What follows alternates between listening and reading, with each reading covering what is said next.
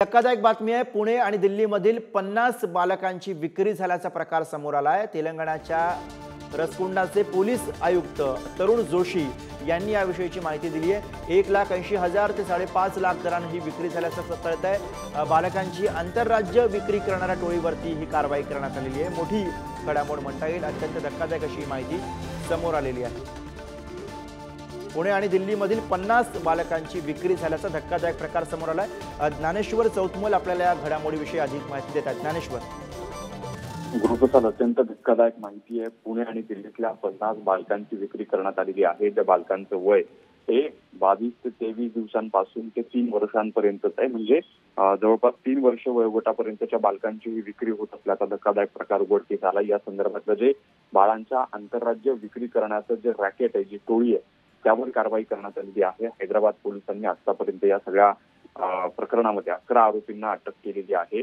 या बालकांची विक्री 1,80,000 ते 5.5 लाख प्रति बालक या दराने केली जात होती।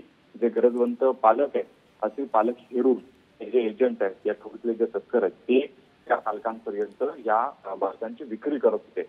एक दोन नाही, तर पुणे आणि दिल्लीतल्या एकूण 50 बालकांची विक्री आतापर्यंत झाल्याचं प्राथमिक तपासातून समोर आलंय। आणि ही सगळी जी माहिती आहे ती पोलीस आयुक्त तरुण जोशी यांनी दिलेली आहे। खरं म्हणजे अत्यंत धक्कादायक प्रकार आहे। देशात अशा पद्धतीच्या घटना घडत असताना त्या रोखण्यात पोलिसांकडून प्रयत्न केले जातात, मात्र सातत्यानं एक दोन आकडा असेल तर त्यात इतकं गांभीर्य पोलिसांकडून दाखवलं जात नाही। पण मात्र जेव्हा अशा पद्धतीने ही संख्या 50 पर्यंत गेली, तेव्हा पोलिसांनी या सगळ्या प्रकरणामध्ये लक्ष घातलं आणि याच्या 11 आरोपींना आतापर्यंत अटक केलेली आहे। आपण जर पाहिलं असेल तर सातत्यानं अशा पद्धतीच्या तक्रारी समोर येत होत्या, मात्र ही धडक कारवाई जी करण्यात आली आहे ती अत्यंत महत्वाची ठरते। आणि हा जो आकडा आहे तो अत्यंत धक्कादायक आहे।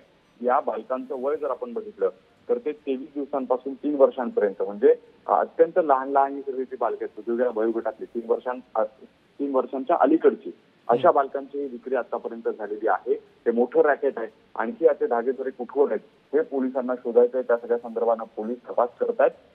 पाहावं लागेल याची पाळंमुळं कुठपर्यंत खोलवर रुजलेली आहे। अर्थात धन्यवाद ज्ञानेश्वर या सगळ्या सविस्तर माहितीसाठी।